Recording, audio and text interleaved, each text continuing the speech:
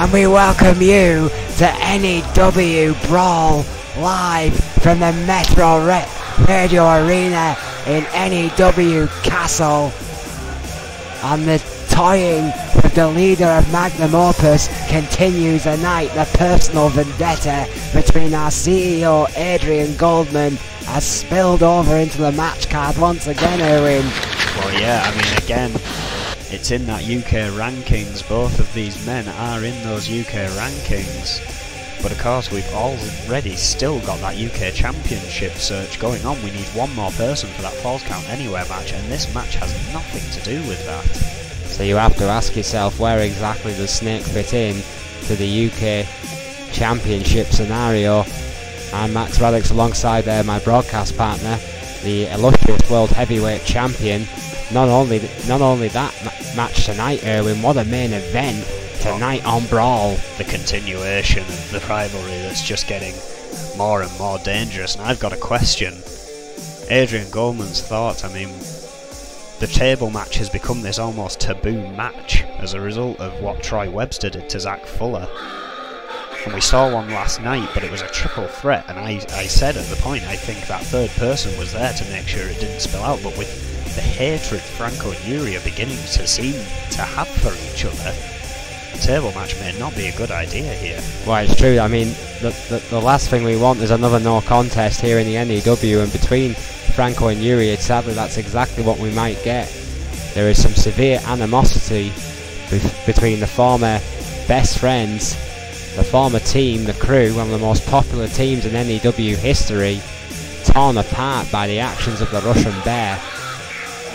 We are going to kick things off tonight in a potentially great one-on-one matchup between two hard hitters, Erwin, Snake and William Zander, and you can bet your ass, I mean, both men are probably going to be bringing a few friends with them. Yeah, you would think so. I mean, again, it is a one-on-one, so I would imagine both teams out in full force at ringside. But again, we're going to have to wait and see. As this Newcastle crowd begins to get restless, I want to thank everyone for joining us wherever they are on the broadcast, if they're not here with us in Newcastle, of course. Hopefully a lack of technical issues tonight. We can only hope and pray, Erwin. I mean, how many stat monkeys can we afford to lose after the culling by Adrian Goldman as of late? I'm sure I saw one literally nailed to some form of cross in the back, and I'm pretty sure it wasn't a prop. I mean, Goldman's been on a tech monkey rampage. It's not been pretty. Well, I'll call it the battle of the headsets, I'm telling you. About ready to kick things off here for another spectacular brawl, which is what this first match might become. It's what the main event might become. Well, many people will consider Newcastle the second city of N.E.W. and many people will consider this match, despite being the curtain opener, which it's interesting to point out, Erwin, Snake has been, every time Magnum Opus has been putting him in this UK title match scenario, despite the fact he wasn't originally in the rankings. I mean, it's a controversial situation. 6-1-2. Yeah, basically saying he missed him out of them just to put him in them, if you ask me. Well, but more than likely, I mean, the personal animosity between the CEO and Snake is reaching new heights every single day. There's just no doubt about it. Snake is 6'1", 250, Brooklyn, New York, former European champion, current EFW World Heavyweight Champion. By Snake's reckoning, that makes him an 8-time World Champion. Of course, hanging around with the current Tag Team Champions who have beaten the one-run streak of Los Luchadores, of course, yet to beat the overall holdings. That's not going to be seen for some time if they can even do it. But with the role they've been on, it's going to be hard to argue that they can't. Well, I mean, who would bet against Magnum Opus? The force that these two men have become. Rick Weaver and Vega are not a one-man team. They're not all about Vega. Rick Weaver is in the form of his life right now, predicted by that man right there. Magnum Opus are undoubtedly a force to be reckoned with here in N.E.W, as was predicted by the master of mind games himself. That man right there. And his opponent here tonight is quite the entourage himself. However, at least for now, it seems he's only coming out with his wife here, but of course we've seen these kind of tactics before.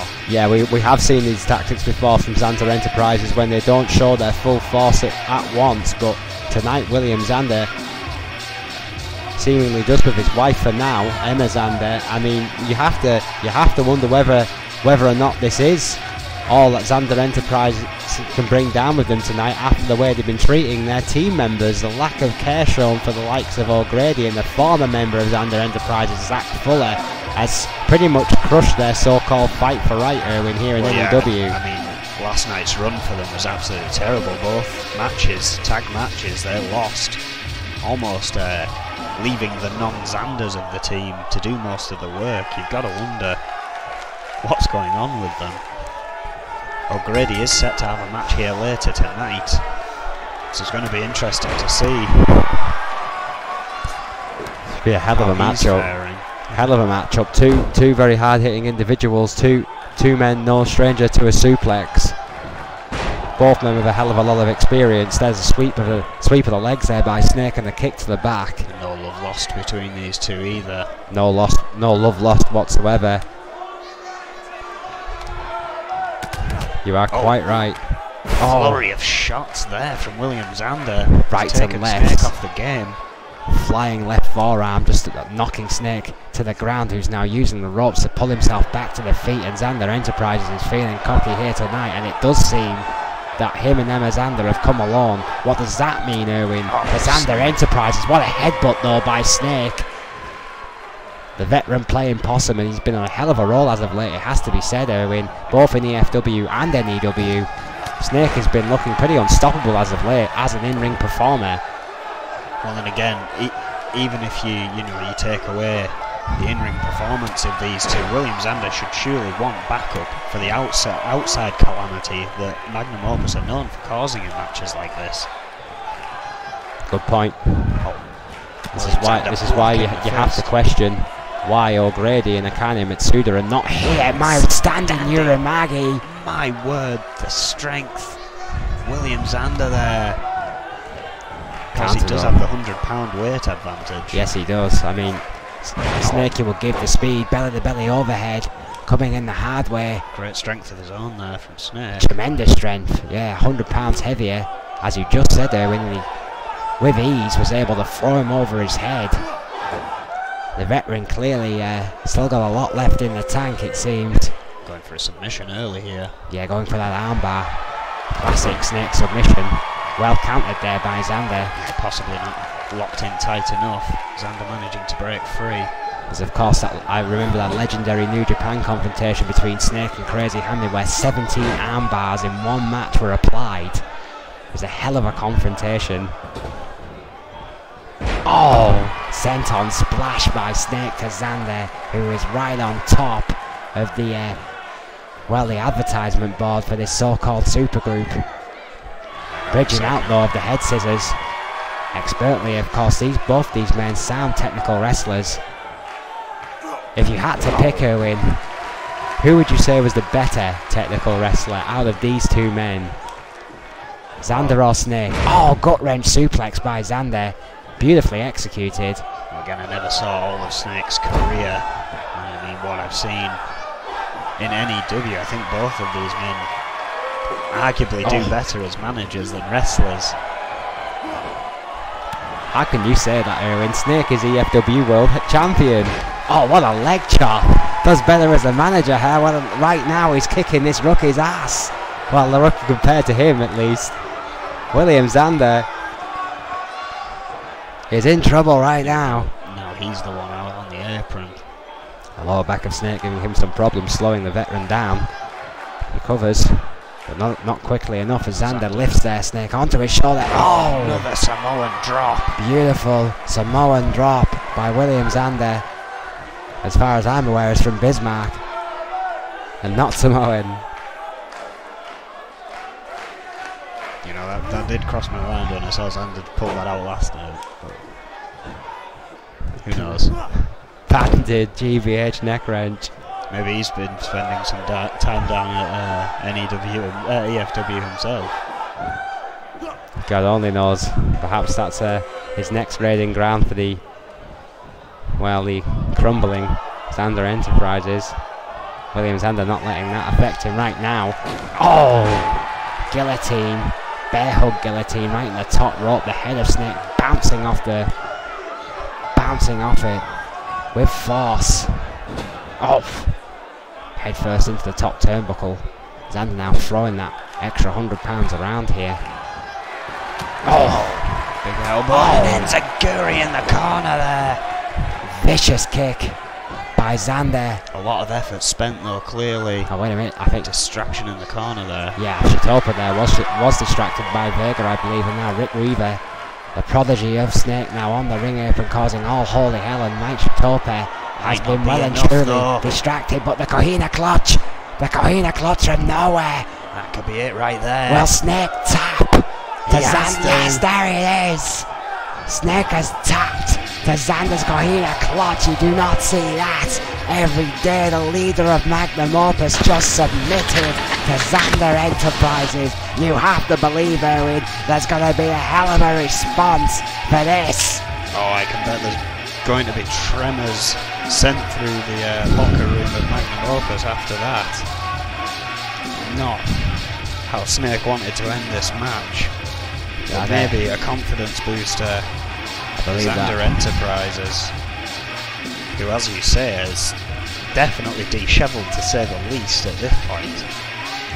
Well, yeah, Xander Enterprises needed that winner when I believe there's like the elbow Enziguri was a turning point in that match for Xander. Big Enziguri. Kohina clutch, expertly applied. He's been winning a lot of matches with that recently. May have won that tag match last night had the breakups not occurred. I think he's just using that bare weight, vice-like grip. And if you can't breathe, you can't fight. Xander Enterprises has learnt that lesson well as of late here in N.E.W. And coming up next, you could not hope for a greater mismatch of styles here. Next it's going to see Gomero Diaz, who could be in for a long night tonight in the Extreme Rules match against the Warlord. Well, if it's anything like their last matchup, it could be a very short match. Again, Warlord, one of those little stars here in N.E.W. Him and Tyler York coming to mind, that can just finish a match in under a minute, even against legends like Guillermo Diaz. Well, that devastating jackhammer has beaten much bigger men, with all due respect, than Gomero Diaz, at least in stature, if not in reputation. The Warlord, despite one or two glitches, has been on a devastating run as of late. The same could be said, Erwin, for Gomero Diaz. Yeah, I was just about to say, incredible showing from Diaz last night. But you've got to question how much that may have taken him out when you need to be 100% against Warlord. I mean, this man had the TV title for 87 days. I mean, Warlord is a tough cookie to crumble. Gomero Diaz, however, the mastermind of the founding fathers of the N.E.W. Tag Team Division, Los Luchadores, no slouch in the ring either. May very well have some tricks up his sleeve. Of course, will no doubt have learned from last time what mistakes he made. Oh yeah, you know Gomero Diaz, one of the smartest men in the business, will no doubt have been studying Warlord meticulously in preparation for this rematch of sorts. 5'9", 230, the legendary luchador, all the way from Durango, Mexico. Seem to be enjoying that ovation there from the crowd. Yeah, the fans have to respect Gomero Diaz. I've been noticing that a lot for Los Luchadores as of late, Erwin. I mean, these fans, alright, they lie, they cheat, they steal, but they're pretty open about it, and these fans don't seem to mind one bit. Again, as you say, we haven't really seen much from Los Luchadores. I think, again, Magnum Opus may have shook them more than they are letting on.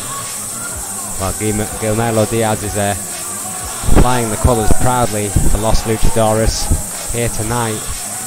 And Warlord with his security in tow, in lieu of his enforcers past, here tonight. with bad intentions in his soul. Is this man ever in a good mood, Erwin? I mean, even a little. I've never bothered to ask him. I've never bothered to get anywhere near this guy. I was just thinking though, those 4 men following him to the entranceway is probably the best idea someone's had here in N.E.W. It may be a little costly for someone in the US rankings, but I mean, look what happened to me with Chris Jones. Well, that's a good point, Erwin. I mean, I know you're a little bit bitter about that, what happened with Chris Jones. I'm sure you'll fill us in on what's going on with that situation later on tonight. And Warlord, 6'2", 255 pounds, Akron, Ohio, former TV champion, the 87-day run legendary. And you know what? I've heard that Warlord's actually got a little bit of money behind him, which may be another reason for the security. Who knows? I heard a rumour that he played the stock market. I don't know how true it is. I've even heard a rumour that chainmail is actually made from mithril. Again, not going to go anywhere near to find out. N.E.W. champion or not. I believe my sources. Diaz could be in for a rough night here. The rather stuff of legend in the N.E.W. locker room. Main event Max will rise again. Next you'll be telling me it's made of mithril. Well, I've not heard that one, but you know, don't rule anything out in N.E.W. This match, 2 conflicting styles. I think it would be fair to say Mike Shatoba rings a bell, and Warlord, my God! Exactly as you would expect. Start. What a belly-to-belly overhead, trying to run over Guillermo Diaz, who fights back with that forearm. Warlord, though, knee to the gut. It just stared at him. Oh, wait a minute. Stared straight into his soul. Jackhammer, Erwin. Here it is, yes! And again, those ropes don't matter in an extreme 4 moves. 4 moves, Erwin. 2, 3, it's over. That was the quickest yet. Thanks for coming. Guillermo Diaz, Warlord was in one of those moves tonight. We seriously need to start getting stopwatches for Warlord matches. Ouch, there it is. Bang. My word. And again, that's exactly what I mean. Warlord becoming a legend himself. I mean, look how quickly he flattened Guillermo Diaz. Impressive Wow. victory. That jackhammer is becoming one of the most devastating maneuvers in N.E.W. today, and people should learn to fear it, Erwin. How many matches has the Warlord won with that maneuver? Well, and again, I've got to wonder, is that going to be the key to defeating the Reaper now? The speed and ferocity of someone like Warlord. I mean, last time they went head to head, I believe the Reaper jumped Warlord. And speaking of the Reaper, he's no doubt going to be involved in this next match. Well, I'm sure he'll be watching his disciples very, very closely indeed. N.Times tonight will face a team who's had a mixed bag of luck since they formed, the Doctor and the Mechanic. Certainly the biggest team in N.E.W. today. Certainly got a hell of a lot of potential as a tag team, Erwin. Yeah, and of course this is for the tag team rankings. Neither of these teams have faced Magnum Opus for the titles yet. No, they have not. That's a very good point. N.Times as one of the teams that has not faced. I kept saying for a while the Fixers were the only ones, but of course N.Times newly formed. Now the Trailblazers are back. There are 3 teams on the list that have yet to have a title shot. Magnum Opus, this new injection into the tag team rankings, could very well change the shape of things in weeks to come. Well, yeah, the new tag teams, that new surge of blood, the latest wave to break down the wall of Magnum Opus. Will they triumph and plant their flag, or will they fall at the feet of the tag team champions? As we like to say in N.E.W, only time will tell, but an interesting confrontation here tonight with 2 up-and-coming teams. The Reaper, of course, is a hard taskmaster and will expect a lot tonight from Nate and Joe Freeman. Cut it pretty close against Sander Enterprises last night. Yes, they did. Not the prettiest tag team match you're ever likely to see. Did Freeman and Nate learn from their mistakes? Well, and again, you've got to question what why. Response was there from the Reaper? I mean, I don't know if once you have a team that's progressed, it's locked. I'm not sure if David Goldman has made that ruling, but why wouldn't you have swapped Nate out for Brian? Why wouldn't you swap both of them out and have Reaper and Grime just try and flatten the fixers? And just keep swapping until you got to the top. I mean, I don't know if that's against the rules here. I think it would have to be one fixed team. I would hope so. It's only fair. It certainly would not be fair to the other teams if that was the case and they could rotate. I mean, and this is a team that seriously need to start thinking about some really consistent momentum if they're going to start being taken seriously in this tag team division now. In the Doctor and the Mechanic, the Doctor 6'3", 364 pounds from Toronto, Ontario, Canada, and the Mechanic 6'8", 411 from Dover, Delaware, former US champion. These two guys, both young, both got all the tools, clearly got size and power on their side. What do they need to do is to click as a team? It's a very good question. Having not really been in many tag teams myself, it's kind of, I always feel like it must be there or not. And when they first came in, you were like, oh god, it's there, but as of late, consistency they face, yeah, it kind of shows that maybe it's not. Two great individuals as well, but there has to be something where they kind of figure out what they're doing there as a tag team and consistently get momentum. Well, here he is, ladies and gentlemen. It's a good point about the fixers, but the Reaper wasn't waiting for our analogy. So Reaper doesn't care about this business or this company's future. He only cares about himself. But he has followers, he has people who believe in him, and these two young men, which is even more worrying. Their attitudes, their attire, even their family associations have all changed because of the man who stands behind them right now. Joe Freeman and Nate. Nate 6'1", 220 from Denver, Colorado, and Freeman 6 foot, the original Demon from 224 pounds from Copenhagen, Denmark, an N.E.W. veteran and one of the rookies of the year. In his day, Nate. What's becoming even more terrifying for me, you know, I always question why the hell would Nate side with the Reaper? Like, just as well, why would Joe Freeman side with the Reaper? Hell, even why would Grime side with the Reaper? Grime I can almost understand there, and I mean, he's young, he's impressionable, he's still trying to make a name for himself in his business, but these two men were established wrestlers here in N.E.W. Both had very, very, very varied and, you know, viable careers in their own right. The Demon of Fleet Street just seems to have some kind of influence, maybe even otherworldly possession, otherworldly possession of these men. I mean, perhaps their very souls. But the very thing is, when you look at it, why wouldn't you want to hang around with the Reaper? The guy, for every day he's been in this business, has held a title. I find that sickening considering the lack of care he has for this business. Note he hasn't even brought the belt out with him. I didn't know he had the belt disrespect around his waist. to the United States Championship. That camel clutch being applied by the Mechanic. Whatever we may feel about this man or this team, let's try to be professional here. Joe Freeman trying to get some offense back in, but he's against a big guy in the Mechanic. You can see the size difference. Slam. Sweet Jesus, what a fall-away overhead slam that was. Just tossing the Freeman around like he was some kind of ragdoll who fights back with the arm drag. Trying to get him into his own corner. He does that pretty successfully, and then a tag to Nate. Yeah, quickly letting Nate get some of the punishment if it does come. I think that's wise, Owen, to be fair, because Nate clearly the bigger man in this End Times team here. Well, quick tags are always good in tag team wrestling as well. Don't exhaust either man.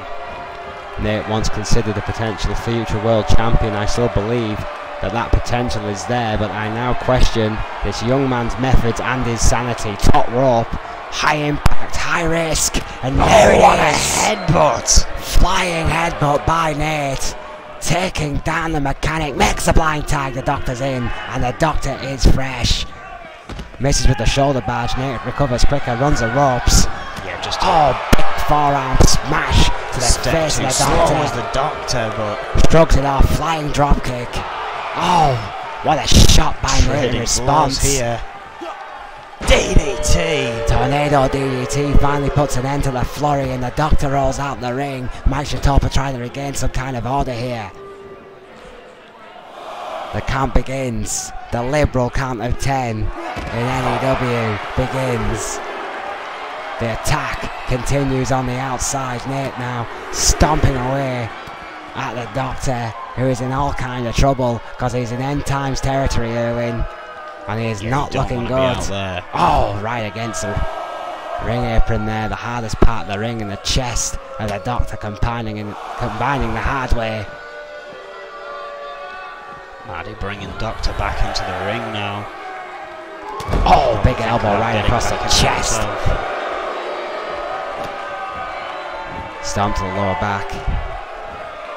Nate now stalking his prey. Oh!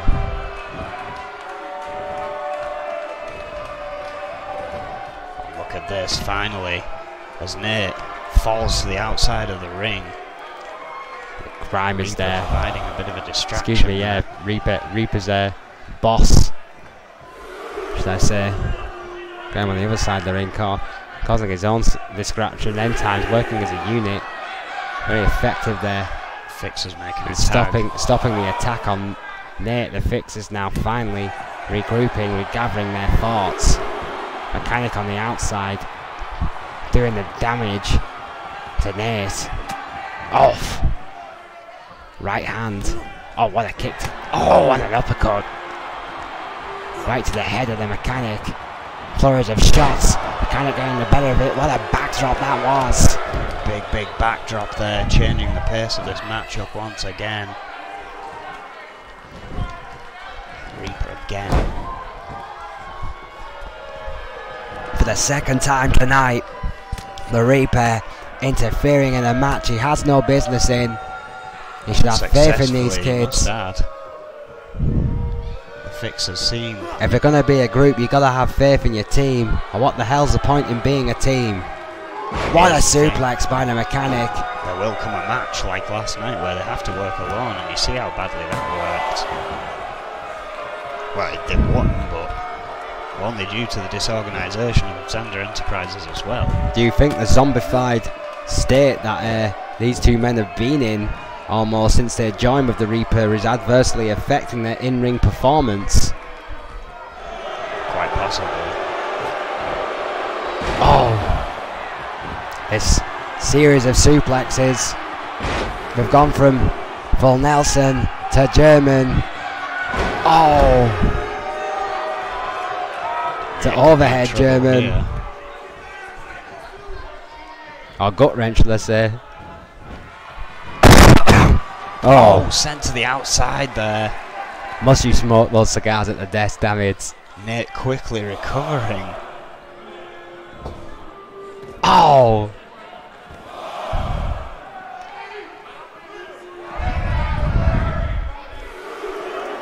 Oh, my big elbow right across the head of the Mechanic. Vicious shot right to the temple of the Giant. Oh, kick to the abdomen. And a sharp shade to the Nature Boy. And the Mechanic most definitely on the ropes. Shots to the back. Back and the kidneys there. The Nate showing that mean streak.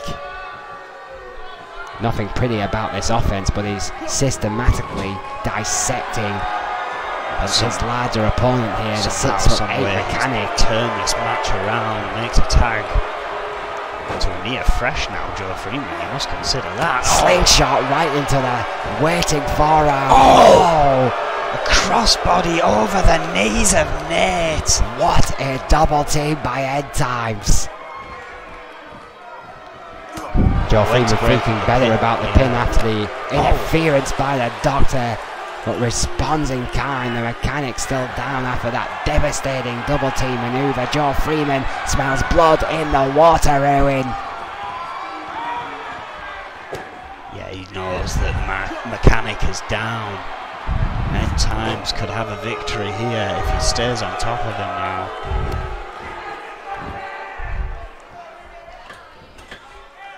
Doctor desperate for a tag in. Oh, misses with the senton splash from the middle rope. Mechanic rolling out the way, showing incredible speed for a guy his size.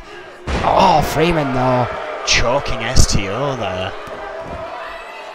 Well, it's old school but effective. Much like Joe Freeman has always been. Well, yeah, nothing has changed about his offense. Not even that standing Uranagi. Tremendous strength, 411 pounds lifted with one arm by the Enigma Joe Freeman. Tag made to Nate. Now look at this. Oh, not again. And vice versa this time. Oh, slingshot shot. There it is over the knee. Springboard crossbody.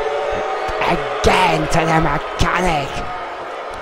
The spine must be on fire. Chatopa's down. Yes, it's over. The doctor, perhaps knowing his friend and partner had had enough, Well, yeah, didn't even attempt to break the count there for a second there when that count began. I think he took one look at the mechanic and decided to call it a night, Erwin. Well, with the help of their master, N.Times looked a lot more official and effective here tonight. That's very right, and moving up the tag rankings they go. The Fixers again back to the drawing board. The Fixers need to get their heads together and try to figure out how they're going to use their incredible size and power to their advantage fast, or they're going to fade away into tag team obscurity, because N.Times with a performance like that might just be a genuine threat to the Magnum Opus's tag team titles. The creepy black eye club continues. You've got to wonder what kind of match it would be against Magnum Opus. Of course, we are moving now into the Intercontinental rankings, which is where we will see O'Grady and see if he's going to get any support, although it is an Extreme Rules match. It is a fatal four-way, so the chances are he's probably not going to have anyone at ringside. Very true. I mean, a fatal four-way in the Intercontinental rankings, an Extreme Rules match, as you quite rightly say, and it's anyone's game tonight. It's Daryl Graves, O'Grady, Rick Weaver, And Blaze. and Blaze. Yes, your buddy Blaze. I mean, I know who you're rooting for in this one, Erwin. And I know who you're rooting for, but to be honest, all four of them incredible athletes in their own right. Daryl Graves, Well, I believe the only one to have been there before, so possibly has the expertise. to my reckoning, Erwin, in this particular matchup... Oh, wait a minute. What's this piece of shit one? It's Chris Jones. He's here again. Apologise for the strong language used at the desk for the world champion. Well, you know what's going to happen to this guy. He's coming into my house. I know, Right calm at down. 10, and he's going to find out. It doesn't matter what he says right here.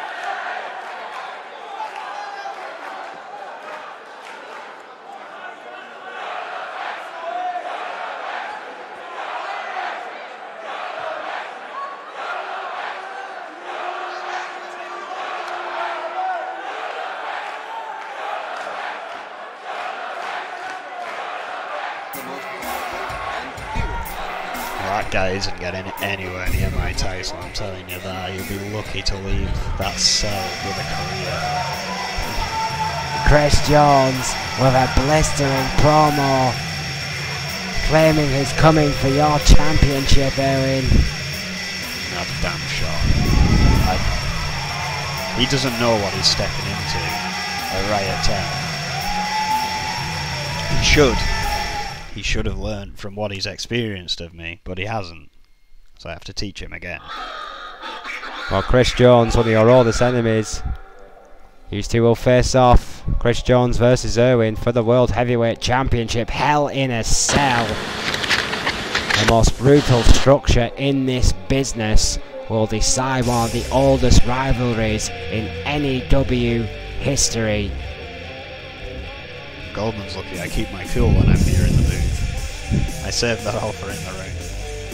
You know that. I know.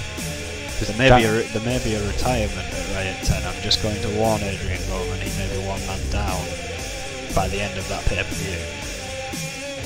But I mean, he should have known that when he signed that match. Okay, we are back on there. We are back on there now, Owen. I mean, Adrian Goldman knows this. He's screaming at me now. And apparently we're not having a fatal four-way either. Apparently it's a one-on-one. Well, yeah, we were scheduled for a fatal four-way, I believe, in the Intercontinental rankings, and Adrian Goldman, due to the unscheduled interference by Chris Jones, this has been changed to a singles match between an Extreme Rules match between Darrell Graves and O'Grady. We will see the other two men in a match at a later date.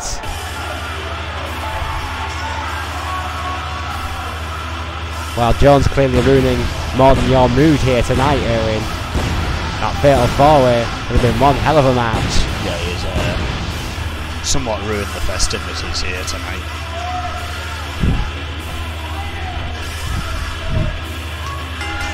Well, nevertheless, someone else who I've had some intense matches with but can actually kind of appreciate here tonight.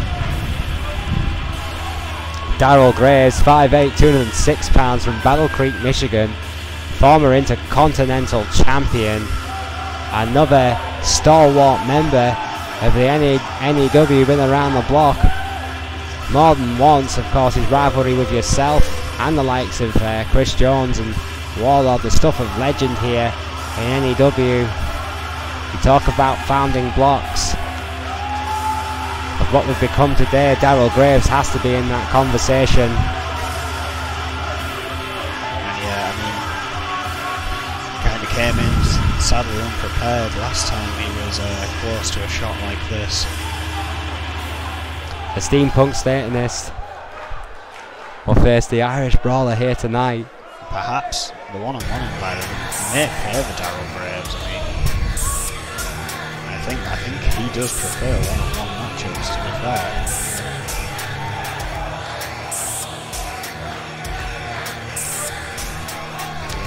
O'Grady, 6'2", 290, County Wicklow Island.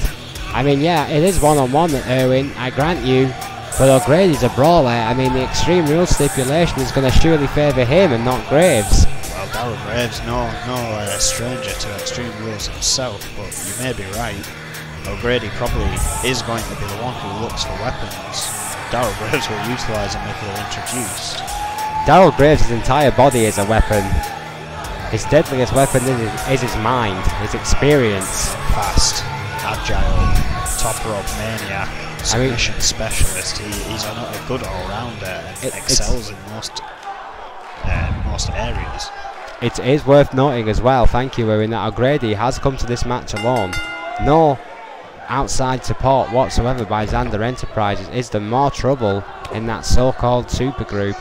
Darrell Graves starts this one off quick, couple of kicks to gut and a snap suplex to the big Irishman. Still wearing his Xander Enterprise colours though, Owen. Yeah, that's what I was just about to point out. Still in the XE colours, but again, maybe the Extreme Rules stipulation, maybe O'Grady has to come out alone and then Are being signed to Enter Things Enterprises. look dodgy at the moment, you know, they do look rocky in every way. Well, knee to the gut and a double axe handle. O'Grady is looking pretty solid here tonight. Hard clothesline to the back of the head. Sent Daryl Graves a tumbling to that wafer thin mat on the outside, but those big elbows give Graves a bit of time to breathe. What a leapfrog, and what a Lou Fez press. Excuse me. Wait a minute. Second. What the hell is Vega doing here? My God, a steamrolling O'Grady. Do you think this is perhaps in response to the loss of Snake earlier? Yeah, perhaps, but O'Grady isn't taking it too lightly either. No, he is not. O'Grady giving the big Irishman a run for his money, but giving Baker.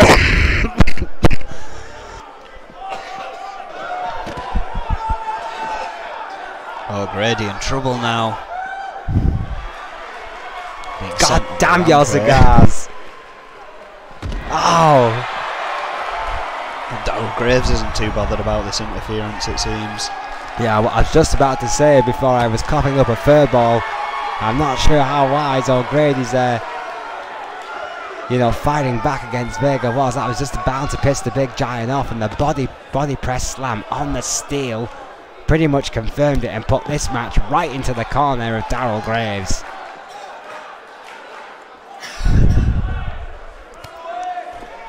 Daryl Graves trying to fight back here.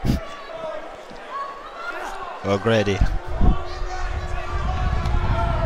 has been going strong in this match, but that interference from Vega just changed things around, as you'd expect. Yeah, Graves though, absolutely the apex shark, essentially, just picking apart the weak spot there, and who could blame him? O'Grady though, the big Irishman, no stranger to pain, or no stranger to brawls.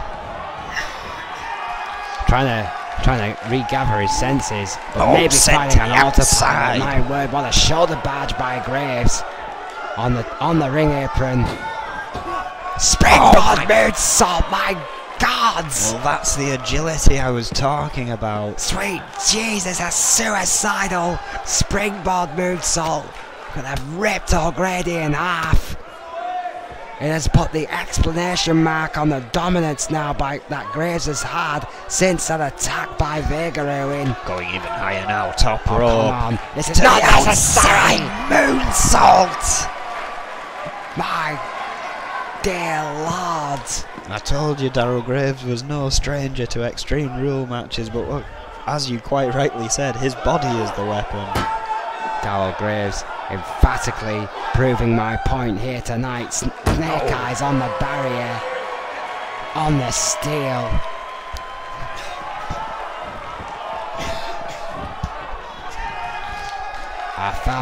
One of our founding pillars is rocking the rookie here tonight. Off! Modified angle slam there by Graves, goes for a pin. 2. Yes, it's over. Daryl Graves making relatively quick work of O'Grady there. The veteran very much in control. An impressive victory there, Erwin, for Daryl Graves. Well, yeah, then that veterancy kind of coming forth at the end there. That springboard moonsault and the top rope moonsault to the outside being the defining moment of change for O'Grady there. Absolutely, yeah. Unable to come back. And it means that O'Grady looked so dejected throughout that entire match here, and you can't help but wonder if this, friction, if you will, seeming friction between Xander Enterprises is adversely affecting the big Irishman. No support whatsoever, no concern. Even when they team together, things are not looking good for that team right now here in N.E.W. Yeah, I mean, you've got to wonder what's going on with Xander Enterprises. Surely they're going to have to show some show of force or something here to prove that they still know what they're doing. They are still a unified team.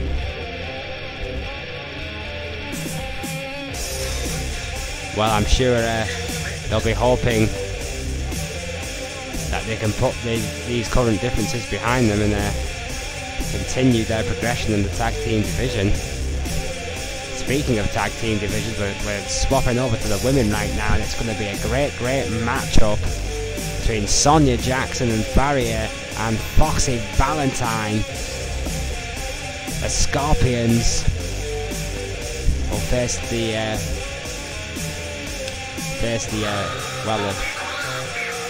dynamic team, shall we say, of Nancy Valentine and her teacher, the first ever dual champion in N.E.W, the Fox. Yeah, this should be an all-out classic as far as tag team matches go, but of course, the changing factor here, once again, that Extreme Rules stipulation means no tags are necessary. It's going to be Tornado Rules. And only one pinfall to finish it. Well, yeah, I mean, in a tornado ruling, Erwin, I mean, it is really anyone's game. And we saw what a cluster it could become last night. Very true. However, I think these two teams definitely a lot more on the same page. Oh yeah, the Scorpions have been teaming together for a while now, as of Foxy Valentine. Both these ladies were designed, I think it would be fair to say, on True Force's tag team titles. Sonia Jackson would love to emulate the achievement of the Fox and become the second only dual women's champion in N.E.W history. Still be quite the achievement for any wrestler in this red-hot women's division.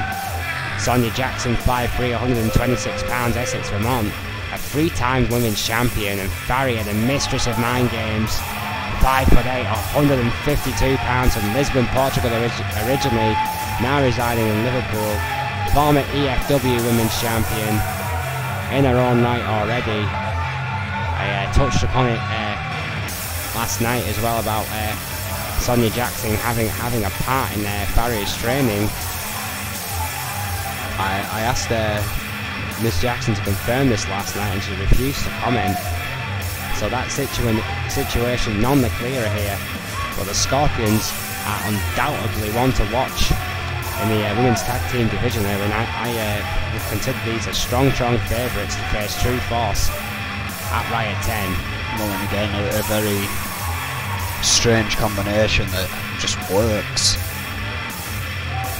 Both very similar, as you noted, which is where the question of training came from. Two very different backgrounds, though.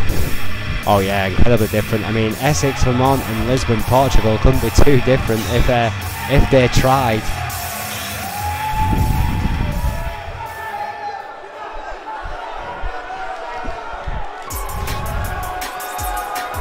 Essentially 4 women's championships between them. Absolutely. Have had the tag team belts before. Well, but perhaps I'd say you know, despite their differences, that quality is the thing that defines and binds them. Well, it's rumoured about the Scorpions. It's downright advertised by Foxy Valentine. The Fox is this lady's mentor.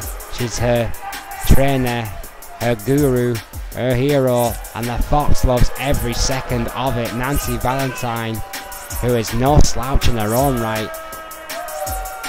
a little bit self-obsessed, it has to be said. She's believed the hype that the Fox has told her and has gone along for the ride, and has just got better every single week. The selfies are out, and Foxy Valentine networking with the best of them. The Fox, 5'5", 132 pounds, from Pawtucket, Rhode Island, the former women's champion, and Nancy Valentine, her protege, 5'2", 109 pounds, from Long Island, New York.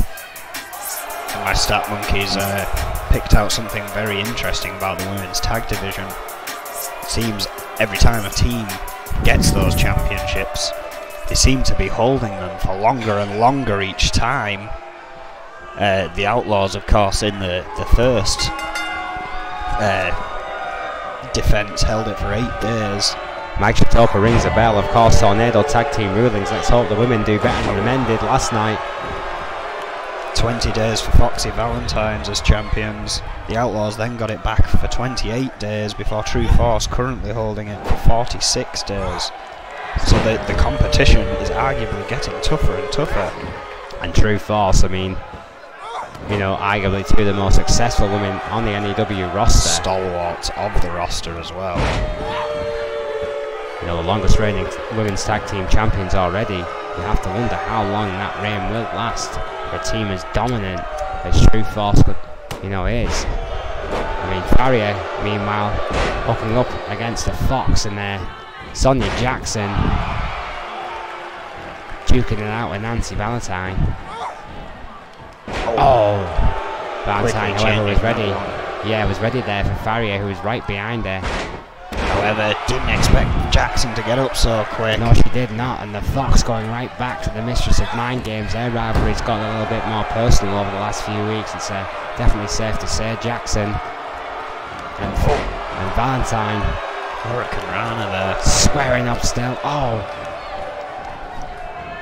These Tornado matches, always chaos. Well, Fox is in a tough predicament now. Finds herself alone with the 2 Scorpions. Yeah, a 2-on-1 scenario here between the Mistress of Mind Games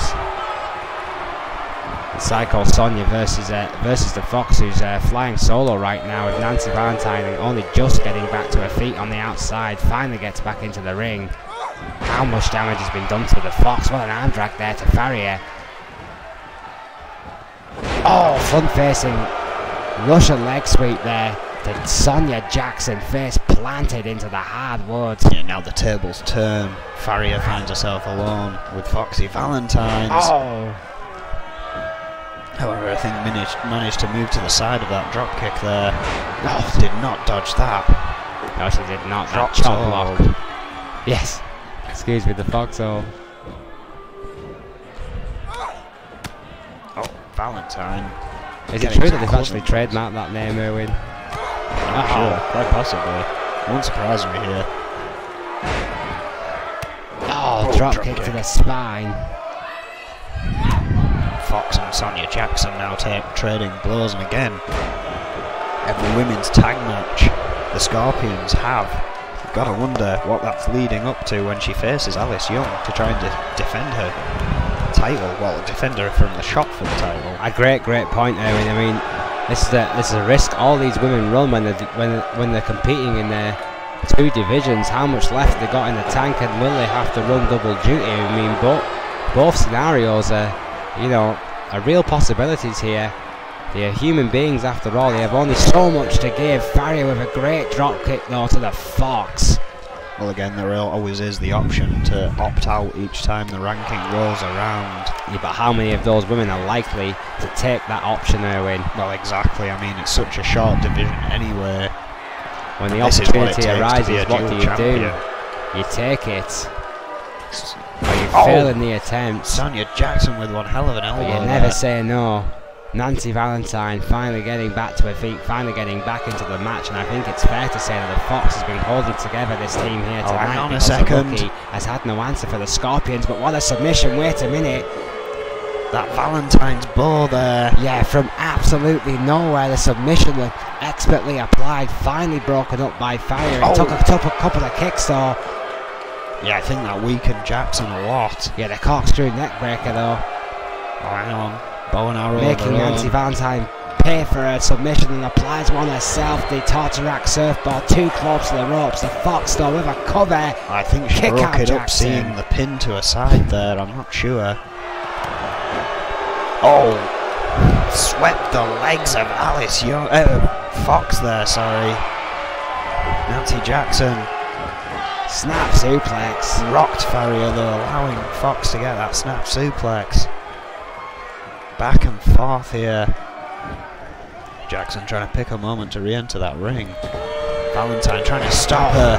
Oh, gets Hurricane Rana into the steps for the troubles. Vicious enziguri there by the Fox, and Sonia Jackson on the outside continues the attack. on Nancy Valentine, whose head must be ringing after connecting in a big way with those steel steps.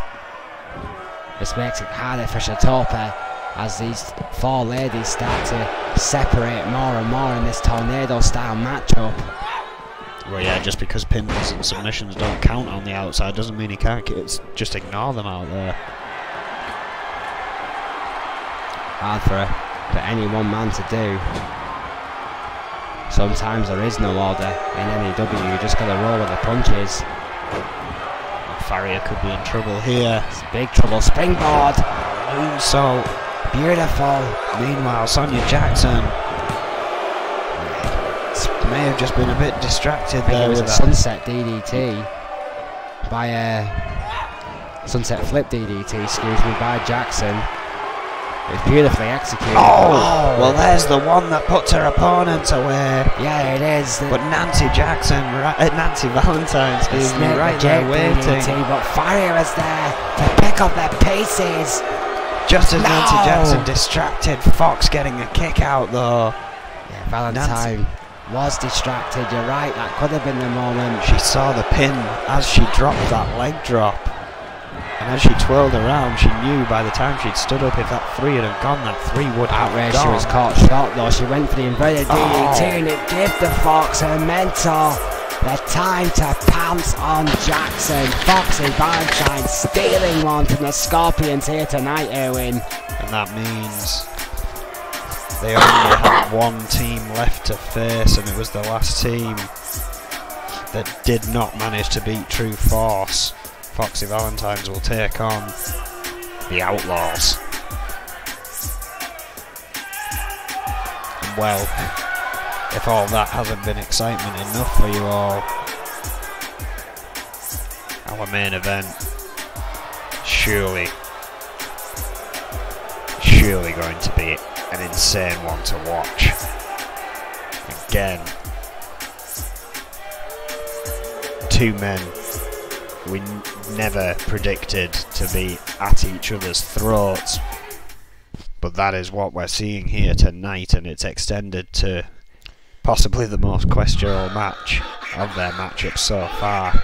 Of course, seeing one-on-ones, Extreme Rules, submission matches between these two now. But now the dreaded, or what has become dreaded in the talk of the locker room, the table match. The stable of the N.E.W.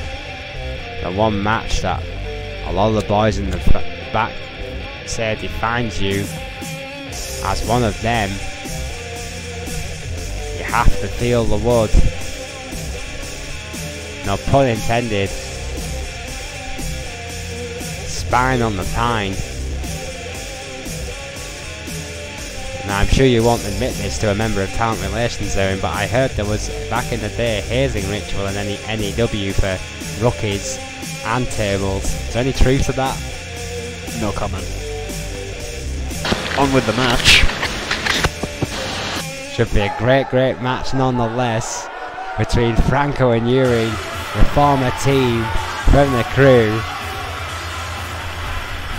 Now bitter enemies, and Franco, taking the purple as his own, claims it was his colour to begin with, and he's going to wear it with pride. 6 foot 248 pounds, Beverly Hills, California, 3-time TV champion, former Intercontinental champion, former tag team champion with the Authority, former tag team champion with the crew, considered by many, Erwin, champion-elect. Again, that purple almost gone is a symbol of that bond. I mean, the Authority, black and purple, when the crew broke away from the Authority and said, no, we are not joining forces with you lot, the white and purple came out, and Franco's stuck with that ever since. And I think that, you know, that purple is almost, you know, his colour, if you will. I mean, a lot of the Authority members still do have streaks of purple in their attire. It was almost like a very tough time, a very bonded time for these guys, but that seems to have changed between these two, as I've said. Absolutely. I spoke to Franco earlier in the night, Erwin, and he really does think that the colours are not only that symbol that you spoke of, but just a reminder of what even, you know, seemingly the best of friends can do to you when Even Yuri ambition gets the better of them. still having purple knee pads despite them being darker now. While Yuri, 5'11", 232 pounds from Moscow, Russia, a two-time United States champion, former tag team champion with the Authority and with the Crew. A long, varied background. Russian military, amateur wrestling background with Franco, amateur football with Franco, started out the business with Franco. Two different teams holding the titles. They really were a storybook team for international cooperation and friendship, and then Yuri got sick of being with Franco. Franco here. In a nutshell. Yeah, essentially so. And now we find them in a table match, and of course it's been hesitant booking of table matches in N.E.W. since that Troy Webster match. We only saw our first one since that as a triple threat last night. It's a good point, Erwin. They've more than made up for it on EFW, though, it should be noted. Middle rope, Again, Franco looking for trouble. The whole animosity thing hadn't kind of drifted over there. I think Adrian Goldman just being a bit hesitant on the main show. Now Franco's removed a turnbuckle pad. Oh! Yuri fighting back though. Yeah, the rights and lefts of the Russian Bear, using his former tag team partner as a punching bag. Middle rope he goes, but looking for perhaps a double axe handle here. I've seen that before. Oh no, I was wrong. The corkscrew elbow completely missing the mark there. Yeah, misjudging the distance there, it seems. All Franco had to do was stand still. He didn't miss with the shoulder though, taking the bigger man down. Franco though responds. What a belly overhead suplex, dear Jesus, what a suplex that was by Franco. Yuri in a very dangerous position. This match could be over very fast here. Yeah, Franco, if Yuri doesn't move, perhaps too sportingly, giving Yuri a little bit too much time, and Yuri, I think, on the fall, kind of changed his position there in mid-air, so he would not land through that table. Now, whatever you think about Yuri, Erwin, that was tremendous ring presence there by the Russian Bear. Very true. Again, I think this rivalry goes far beyond driving someone through a table right now. Absolutely nothing to do with titles, absolutely nothing to do with personal glory. This one is about revenge, it's about friendship, it's about betrayal. These two men quite literally used to live together, Erwin, used to train together, used to see each other, talk to each other every single day, and now they flat out hate each other. They want to kill each other. Yuri is just ramming his former best friend's heart into a pair of steel stairs. Who would have thought they would have seen this 3 months ago? Well, exactly. 3 weeks ago. It seems like all it took to snap Yuri was Franco asking for a title shot, which Yuri could have just as easily have done. Franco dared to show ambition, and Yuri didn't like it. Table set up in the middle of a ring now. Yuri choosing to utilise the turnbuckle instead. One for good luck. The 11 shots to the head of Franco straight to that ring post. Thankfully the turnbuckle pad still secure. It's going to rattle the head of Franco nonetheless. Oh, big suplex there. Yuri back in control now.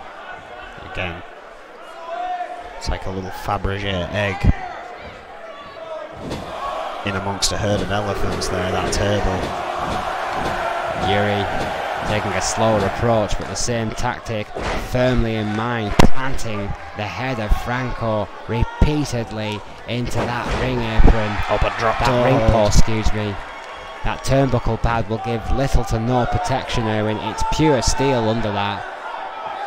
Franco trying to create a bit of distance here, it seems. Catching his breath on the outside there. Oh, before sending Yuri out there. What a clothesline by Franco.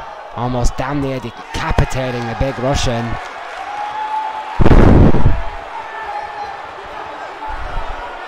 Well, what's he going Springboard. for? Oh, misses with a crossbody. Yuri somewhat out of position. Franco putting his own body on the line. May have miscalculated there. This has put the ball and the advantage right back in Yuri's court, Erwin. Well, they don't call it high risk for nothing. Franco misjudging there, just as Yuri did earlier with that uppercut. These matches seem to get more vicious at each passing turn, and of course, ladies and gentlemen, you can see it right there, that an ominous table in the background. The only way that this match will end is by one of these men being put through that solid wood table. Franco is in big trouble of it being him right here. Yes, he is. If Yuri hits this one's over. This one is all she wrote. Oh, moved out of the way! Well, wait a minute. No, the match will continue. Yes, the Franco match will must continue. Put Yuri through the table. Yuri cannot do it by himself. Franco rolled out the way, and Yuri did elbow drop that table, and the table did break, but Franco did not do the damage. Therefore, the match rolls on. Atomic Bulldog. There is still one more setup outside the ring. I believe there are still several more underneath the ring. You have to question, however, though, Erwin, how much damage was done to the Russian Bear, to the ribs, to the elbow, to the arm. All of those. That table's in pieces. He crashed through with some force. All of those appendages, if you will, must be in severe pain right now. That belly-to-belly overhead is certainly not going to help the Russian Bear. Rolling out the ring to try and get some air into those already injured ribs. Franco now with table in hand. Oh, driving it into the skull of Yuri. Big shot. And the chest. With a big table. Wedging it in the corner there. A large and angry man out in. Angry Franco. indeed. Oh, big knee.